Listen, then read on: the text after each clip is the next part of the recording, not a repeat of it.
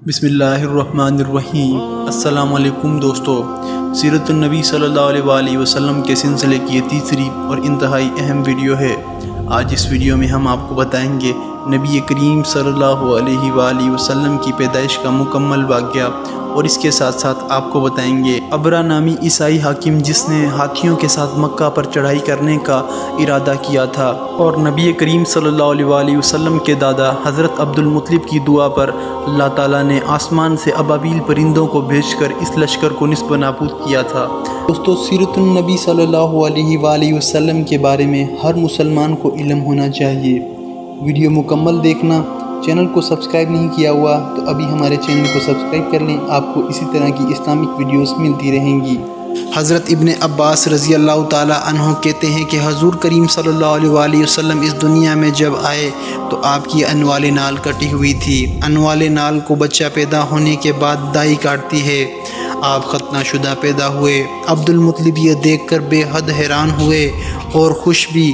وہ کہا کرتے تھے، میرے بیٹے کی نرالی شان ہوگی۔ آپ کی پیدائش سے پہلے مکہ کے لوگ خشک سالی اور قحط کا شکار تھے، لیکن جو ہی آپ اس دنیا میں تشریف لانے کا وقت قریب آیا، بارشیں شروع ہو گئی، خشک سالی دور ہو گئی، درخت ہرے بھرے ہو گئے اور پھلوں سے لد گئے، زمین پر سبزہ ہی سبزہ نظر آنے لگا۔ پیدائش کے وقت آپ کے ہاتھ جھکے ہوئے تھے، سر آسمان کی طرف تھا۔ ایک روایت کے الفاظ یہ ہیں کہ گھٹنوں کے بل جھکے ہوئے تھے، مطلب یہ کہ سجدے کی سی حالت میں تھے۔ آپ کی مٹھی بند تھی اور شہادت کی انگلی کھڑی تھی، جیسے کہ ہم نماز میں اٹھاتے ہیں۔ حضور انور صلی اللہ علیہ وآلہ وسلم فرماتے ہیں، جب میری والدہ نے مجھے جنم دیا تو ان سے ایک نور نکلا، اس نور سے شام کے محلات جگمگا اٹھے۔ آپ صلی اللہ علیہ وآلہ وسلم کی والدہ سیدہ آمنہ فرماتی ہیں، محمد صلی اللہ علیہ وآلہ وسلم کی پیدائش کے وقت ظاہر ہونے والے نور کی روشنی میں مجھے مصر میں چلنے والے اونٹوں کی گردنیں تک نظر آئی۔ علامہ ساحلی رحمۃ اللہ علیہ نے لکھا ہے کہ جب آپ صلی اللہ علیہ وسلم پیدا ہوئے تو آپ نے اللہ کی تعریف کی۔ ایک روایت میں یہ الفاظ آئے ہیں، اللہ اکبر کبیرہ والحمد للہ کثیرہ سبحان اللہ بکرۃ و اصیلہ۔ اللہ تعالیٰ سب سے بڑا ہے، اللہ تعالیٰ کی بے حد تعریفیں ہیں، اور میں صبح و شام اللہ کی پاکی بیان کرتا ہوں۔ آپ کی ولادت کس دن ہوئی، اس بات پر سب کا اتفاق ہے کہ وہ پیر کا دن تھا۔ صبح فجر طلوع ہونے کے وقت دنیا میں تشریف لائے۔ تاریخ پیدائش کا سلسلے میں بہت سے قول ہیں۔ ایک روایت کے مطابق 12 ربیع الاول کو آپ پیدا ہوئے، ایک روایت 8 ربیع الاول کی ہے، ایک روایت 2 ربیع الاول کی ہے۔ اس سلسلے میں بہت سی روایات ہیں۔ زیادہ تر مخرجین کا خیال ہے کہ آپ 8 ربیع الاول کو پیدا ہوئے۔ تقوامی کے طریقے کے حساب سے جب تاریخ نکلی گئی تو 9 تاریخ نکلی، مطلب یہ کہ اس بارے میں بالکل صحیح بات کسی کو معلوم نہیں۔ اس پر سب کا اتفاق ہے کہ مہینہ ربیع الاول کا تھا اور پیر کا دن تھا۔ یہ بھی کہا جاتا ہے کہ آپ کو پیر کے دن ہی نبوت ملی، پیر کے روز ہی آپ نے مدینہ منورہ کی طرف ہجرت فرمائی، اور پیر کے روز ہی آپ صلی اللہ علیہ وسلم کی وفات ہوئی۔ آپ عام الفی میں پیدا ہوئے، یعنی ہاتھیوں والے سال میں۔ اس سال کو ہاتھیوں والا سال اس لیے کہا جاتا ہے کہ ابرہ نے ہاتھیوں کے ساتھ مکہ مکرمہ پر چڑھائی کی تھی۔ آپ کی پیدائش اس واقعے کے کچھ ہی دن بعد ہوئی تھی۔ واقعہ کچھ اس طرح ہے کہ ابرہ یمن کا عیسائی حاکم تھا۔ حج کے دنوں میں اس نے دیکھا کہ بیت اللہ کا حج کرنے جاتے ہیں۔ اس نے اپنے لوگوں سے پوچھا، یہ لوگ کہاں جاتے ہیں؟ اسے جواب ملا، بیت اللہ کا حج کرنے کے لیے مکہ جاتے ہیں۔ اس نے پوچھا، بیت اللہ کس چیز کا بنا ہوا ہے؟ اسے بتایا گیا، پتھروں کا۔ اس نے پوچھا، اس کا لباس کیا ہے؟ بتایا گیا، ہمارے ہاں جو دھاڑی دار کپڑا جاتا ہے، اس سے ایک ہی پوشاک تیار ہوتی ہے۔ ابرہ عیسائی تھا۔ ساری بات سن کر اس نے کہا، مسیح کی قسم، میں تم لوگوں کے لیے اس سے اچھا گھر تعمیر کروں گا۔ اسی طرح اس نے سرخ، سفید، زرد اور سیاہ پتھروں سے ایک گھر بنوایا، سونا چاندی سے اس کو سجایا، اس میں کئی دروازے رکھے، اس میں سونے کے پتھر جڑوائے، اس کے درمیان میں جوہر لگوایا، اس مکان میں ایک بڑا سا یاقوت لگایا، پردے لگائے، وہاں خوشبوئیں سلگانے کا انتظام کیا۔ اس کی دیواروں پر اس قدر مشک مل جاتا تھا کہ وہ سیاہ رنگ کی ہو گئی، یہاں تک کہ جوہر بھی نظر نہیں آتے تھے۔ پھر لوگوں سے کہا، اب تم بیت اللہ کی حج کرنے کے لیے مکہ جانے کی ضرورت نہیں رہی، میں نے یہاں تمہارے لیے بیت اللہ بنوایا ہے، لہذا اب تم اس کا طواف کرو۔ اس طرح کچھ قبائل کئی سالوں تک اس کا حج کرتے رہے، اس میں اعتکاف کرتے رہے، حج والے مناسک بھی ادا کرتے رہے۔ عرب کا ایک شخص نفیل خشمی سے یہ بات برداشت نہ ہو سکی، وہ ایک مصنوعی خانہ کعبہ کے خلاف دل ہی دل میں گھٹتا رہا۔ آخر اس نے دل میں ٹھان لی کہ وہ ابرا کی اس عمارت کو گندہ کر کے چھوڑے گا۔ پھر ایک رات اس نے چوری چھپے بہت سی گندگی اس میں ڈال دی۔ ابرا کو معلوم ہوا تو وہ سخت غضبناک ہو کر کہنے لگا، یہ کارروائی کسی عرب نے اپنے کعبے کے لیے کی ہے، میں اسے ڈھونڈوں گا، اس کے ایک ایک پتھر توڑ دوں گا۔ اس نے شام و حبشہ کو یہ تفصیل لکھ دی، اس سے درخواست کی کہ وہ اپنے ہاتھی بھیج دے۔ اس ہاتھی کا نام محمود تھا۔ یہ اس قدر بڑا تھا، اتنا بڑا ہاتھی روئے زمین پر دیکھنے میں نہیں آیا تھا۔ جب ہاتھی اس کے پاس پہنچ گئے تو وہ اپنی فوج لے کر نکلا اور مکہ کا رخ کیا۔ یہ لشکر جب مکہ کے قریب وجور میں پہنچا تو ابرو نے فوج کو حکم دیا کہ ان لوگوں کے جانور لوٹ لیے جائیں۔ اس حکم پر فوجوں نے جانوروں کو پکڑ لیا، اس میں عبد المطلب کے اونٹ بھی تھے۔ نفیل بھی اس لشکر میں ابرا کے ساتھ موجود تھا، یہ عبد المطلب کا دوست تھا۔ عبد المطلب اس سے ملا، اونٹوں کے سلسلے میں بات کی۔ نفیل نے ابرا سے کہا، قریش کا سردار عبد المطلب ملنا چاہتا ہے، یہ شخص تمام عربوں کا سردار ہے، شرف اور بزرگی اسے حاصل ہے، لوگوں میں اس کا بڑا اثر ہے، لوگوں کو اچھے اچھے گھوڑے دیتا ہے اور انہیں عطیہ دیتا ہے، کھانا کھلاتا ہے۔ یہ گویا عبد المطلب کا تعارف تھا۔ ابرا نے اسے ملاقات کے لیے بلایا۔ ابرا نے اسے پوچھا، بتائیں آپ کیا چاہتے ہیں؟ انہوں نے جواب دیا، میں چاہتا ہوں میرے اونٹ مجھے واپس مل جائیں۔ ان کی بات سن کر ابرا بہت حیران ہوا۔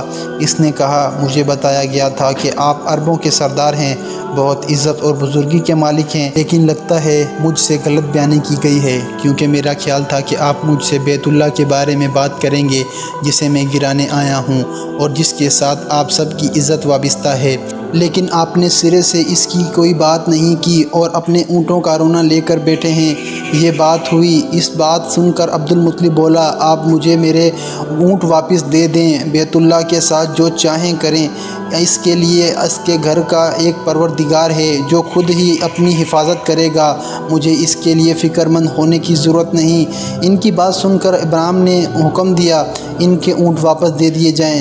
جب انہیں ان کے اونٹ واپس مل گئے تو انہوں نے ان کے سموں پر چمڑا چڑھا دیا، ان پر نشانی لگا دی، انہیں قربانی کے لیے وقف کر کے حرم میں چھوڑ دیا تاکہ پھر کوئی انہیں پکڑ لے تو حرم کا پروردگار ان پر غضبناک ہو۔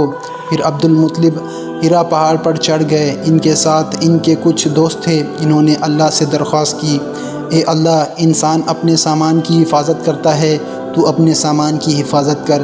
ادھر سے ابرا اپنے لشکر کو لے کر آگے بڑھا، وہ خود ہاتھی پر سوار لشکر کے درمیان موجود تھا۔ ایسے میں اس کے ہاتھی نے آگے بڑھنے سے انکار کر دیا، وہ زمین پر بیٹھ گیا۔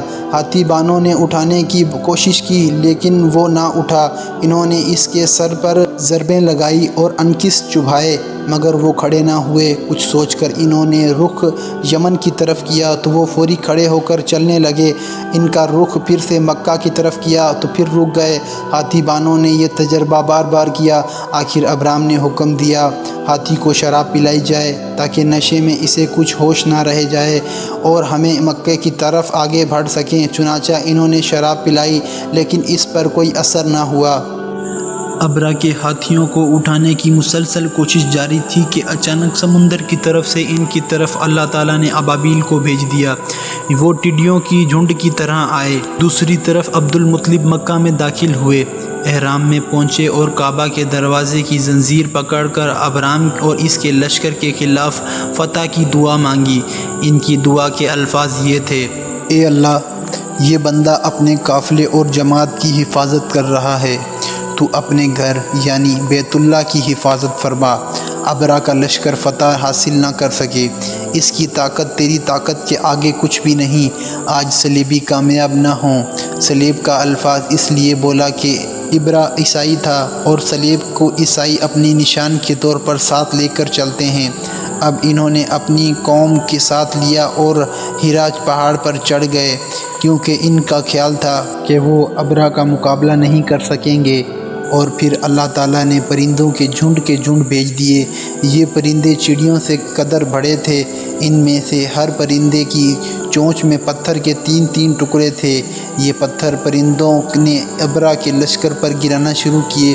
جو ہی یہ پتھر ان پر گرے، ان کے ٹکڑے ہو گئے، بالکل اسی طرح جیسے آج کسی جگہ پر بم گرایا جائے اور جسم کے ٹکڑے اڑ جاتے ہیں۔ کا ہاتھی محمود البتہ انہیں کنکریوں سے محفوظ رہا، باقی سب کے سب تہس نہس ہو گئے۔ یہ ہاتھی 13 عدد تھے، سب کے سب کھائے ہوئے نوست کی مانند ہو گئے، جیسے کہ سورۃ الفیل میں آتا ہے۔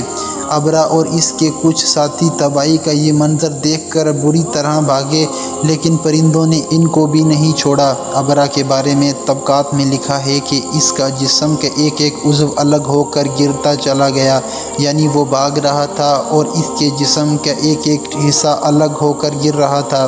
دوسری طرف عبد المطلب اس انتظار میں تھا کہ کب حملہ ہوتا ہے، لیکن حملہ آور جب مکہ میں داخل نہ ہوئے تو وہ حالات معلوم کرنے کے لیے نیچے اترا۔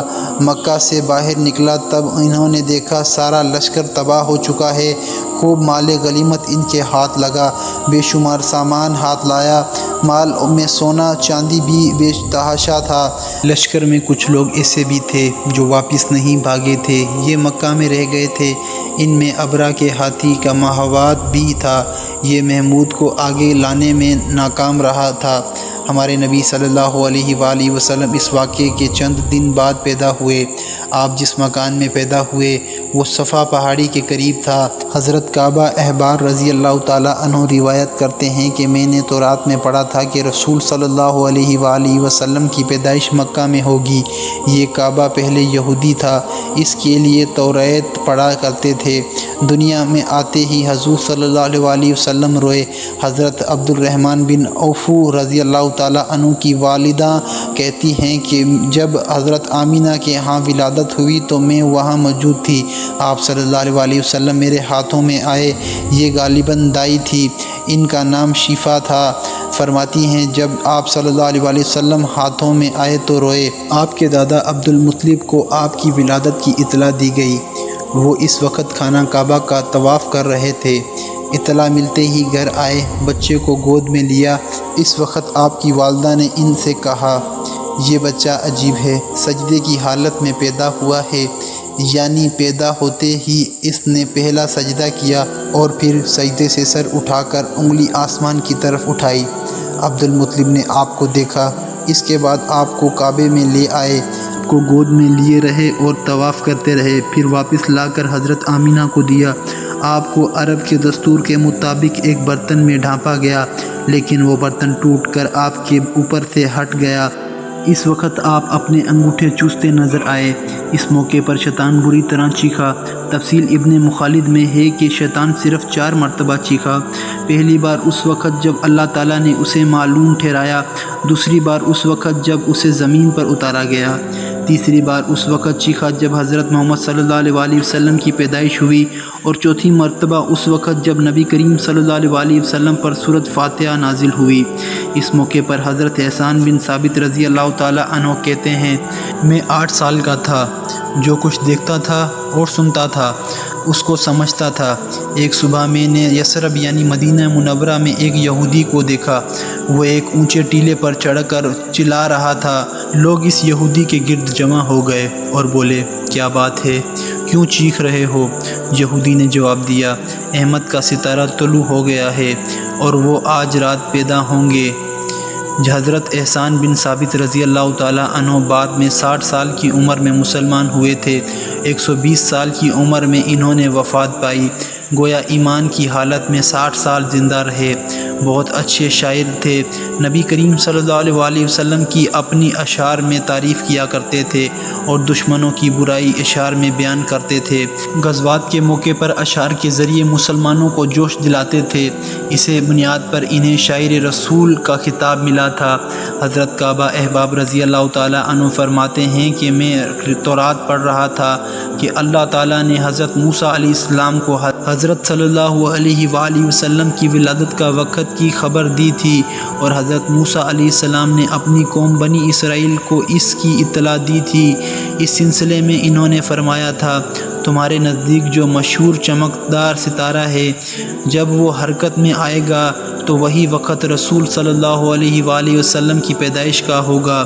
یہ خبر بنی اسرائیل کے عالم ایک دوسرے کو دیتے چلے آئے تھے، اور اس طرح بنی اسرائیل کو بھی حضرت محمد صلی اللہ علیہ وسلم کی ولادت کا وقت یعنی اس کی علامت معلوم تھی۔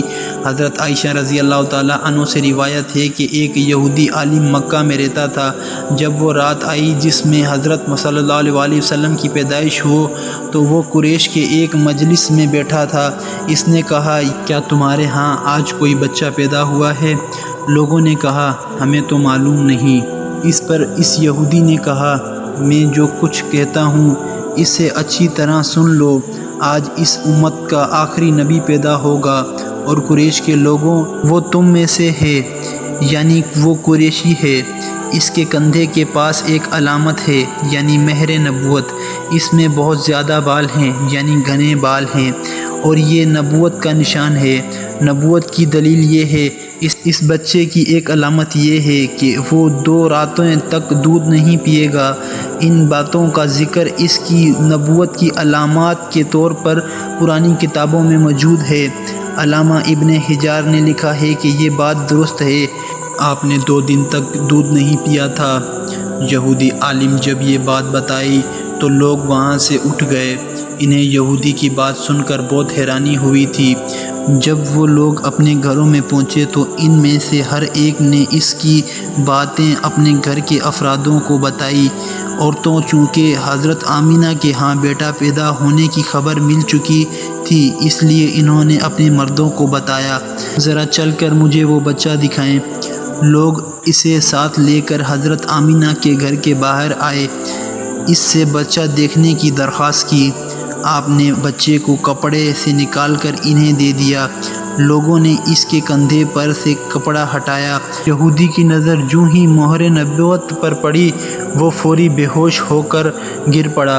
اسے ہوش میں آیا تو لوگوں نے اس سے پوچھا، تمہیں کیا ہو گیا تھا؟ جواب میں اس نے کہا، میں اس غم میں بے ہوش ہوا تھا کہ میری قوم میں سے نبوت ختم ہو گئی، اور اے قریشیو، اللہ کی قسم یہ بچہ تم پر زبردست غالب حاصل کر لے گا، اور اس بچے کی شہرت مشرق سے مغرب تک پھیل جائے گی۔ ویڈیو اچھی لگی ہو تو لائک کریں، کامنٹ کریں، سبسکرائب کریں، شیئر کریں۔ ملتے ہیں نیکسٹ ویڈیو میں، تب تک کے لیے اللہ حافظ۔